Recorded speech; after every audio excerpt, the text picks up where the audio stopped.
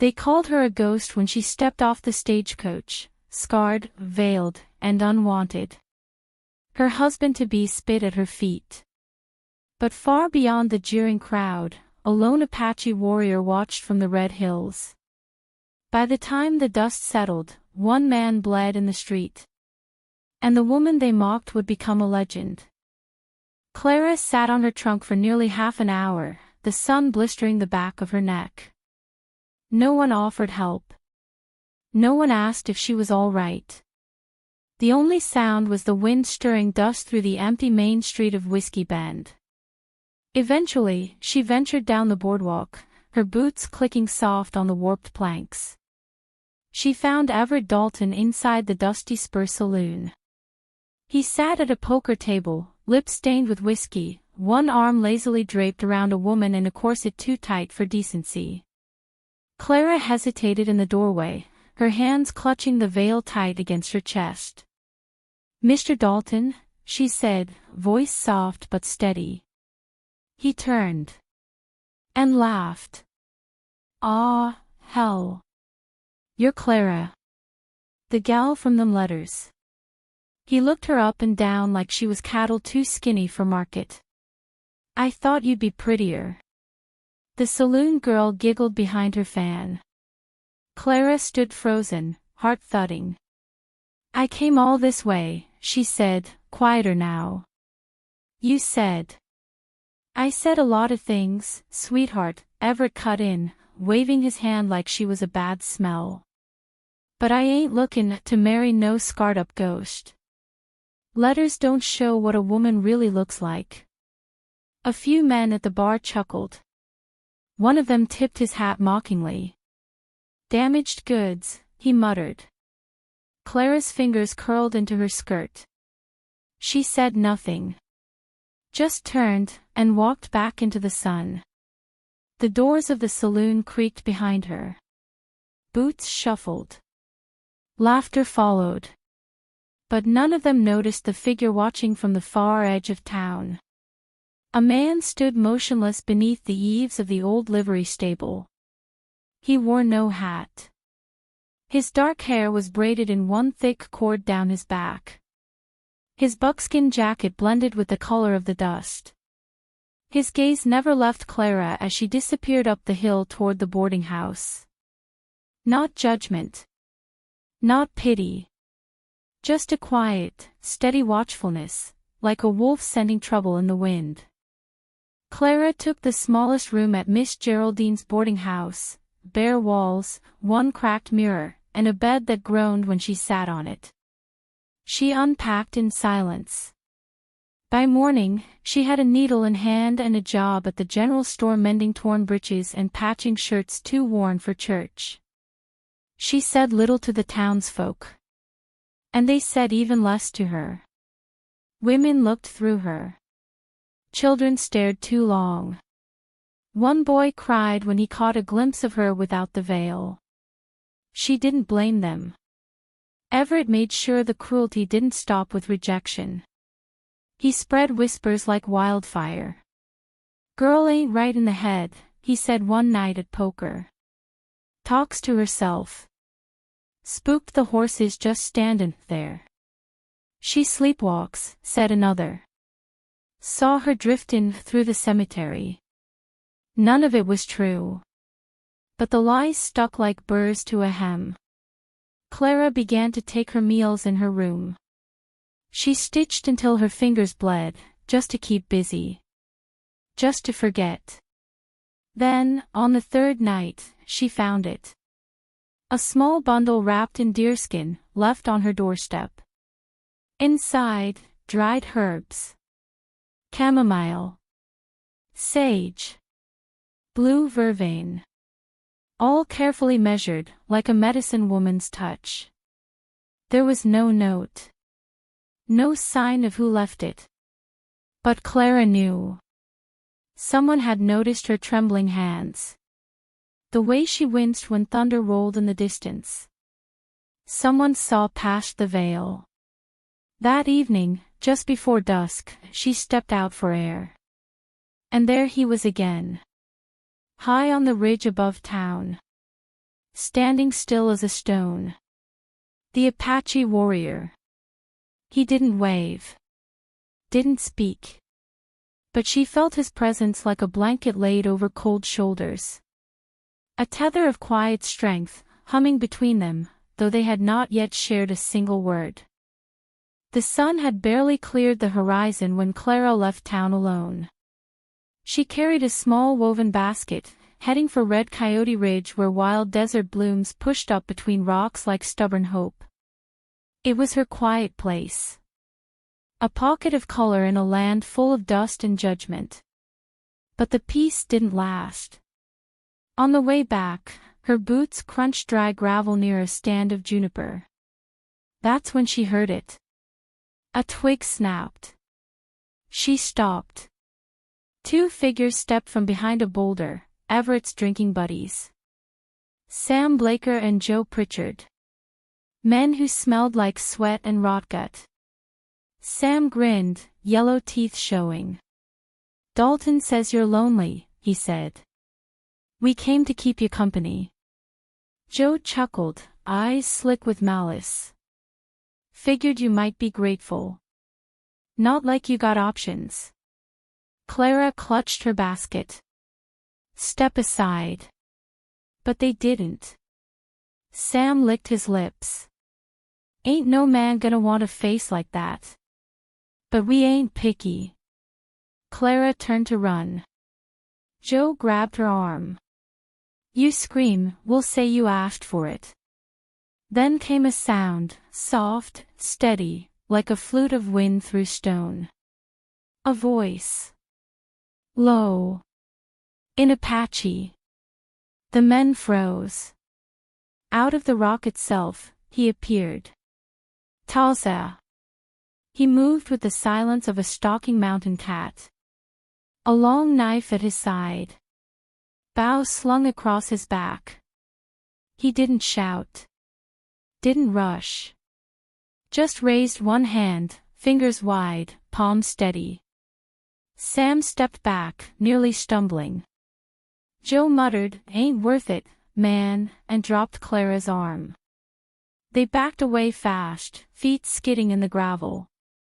When they were gone, Clara stood trembling.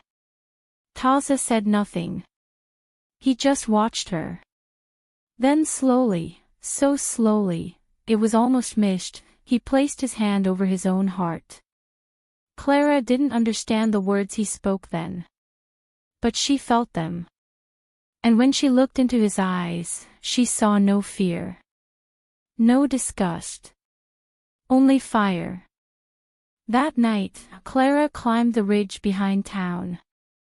She followed a faint trail through sage and sand, lit only by the flicker of a single flame ahead. Taza sat cross-legged near a small fire, its glow licking the edge of his cheekbones. He didn't look up when she approached. He had known she would come. For a long while, neither of them spoke. Then, softly, he said, "You walk alone." "Always?" Clara nodded. "Always." She sat across from him, veil still in place, hands folded in her lap. Taza reached into a small pouch and tossed dried herbs onto the flame. The smoke turned sweet, lavender, cedar, tobacco leaf. "I was a scout," he said at last. "My people asked me to kill. I refused. Now I am nothing to them." He looked into the fire. "But I still walk. I still see." Clara's voice broke. "And what do you see when you look at me?" Taza turned. "I see a woman who survived fire. Not just flames, but people." Her breath caught. Then, with fingers that trembled, Clara lifted the veil. The scars were deep, twisted. One eye milky. The skin drawn and puckered along her cheek. She waited for the flinch. The recoil. It never came. Taza leaned forward. "You are strong," he said. "And strength is beautiful. No one had ever spoken to her like that. Not in Boston. Not on the trail. Not in the letters that promised a husband but brought her only shame. That night, something shifted. In the weeks that followed, Clara met Taza in secret.